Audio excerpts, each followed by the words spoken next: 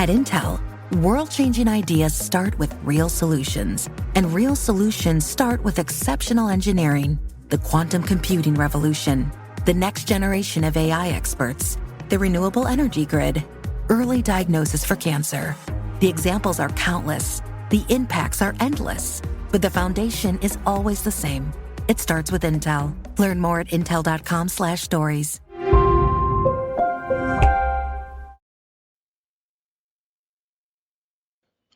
Welcome to the Instagram Stories Flash Briefing. I'm your host, Daniel Hill. Our top story today comes from Mashable.com. Instagram lets you see what it thinks you like, and the results are bizarre. All right, so this article indicates that Instagram assembles a list of all the things that it thinks you like based on the data it's pulled from you. Now, this isn't anything new, but there was a reporter named Eric Ginsberg who tweeted about it on Saturday and gave some instructions on how to view your own quote-unquote interests that Instagram thinks you have. So, on your Instagram app, go to Settings, then Security, then Access Data, then Ads. In his instructions, he puts step 2, laugh about how wildly off base the results are, and number 3, share the most ridiculous results below.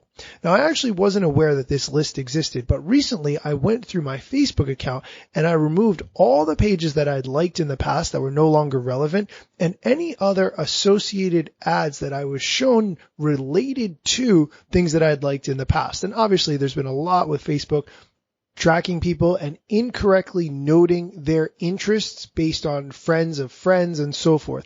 But when I opened my Instagram account, I noticed that the list of ad interests is wildly inaccurate in my particular case. I'll just read you some from my list that make no sense whatsoever.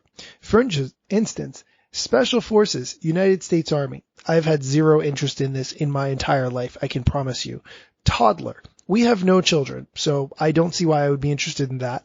Breastfeeding, since we don't have children, I'm also definitely not interested in that. Hair extensions, those are not a thing that I will ever see myself using or needing. There's a lot having to do with Game of Thrones and Jon Snow, which I have never seen an episode of, nor have I expressed any interest in, so I'm not sure why these are listed. The United States Marine Corps, the United States Department of Defense, all of these are not things that I'm particularly interested or drawn to in any way whatsoever. But this is a really good reminder that when you think Facebook knows a lot about you, they really don't know as much as they think. They're just making giant lists of things they think you might be interested in and then trying to show you ads based on that.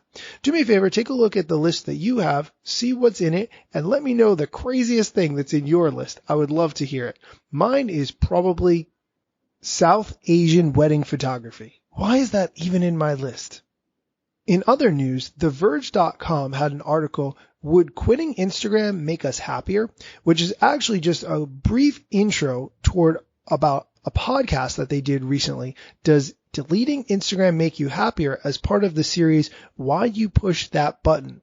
I've been listening to this podcast and it does make some really good points when it comes to Instagram and the reasons why people take breaks from it. And I'm going to tell you that there are people that they interview as part of this podcast that spend 8 hours per day on Instagram. Now, personally, I've taken a little bit of a break from stories because to me, stories can be a little bit overwhelming at times. So I've taken a break not only from creating stories, but also watching other people's stories. And I've just been focusing on my feed a little bit more.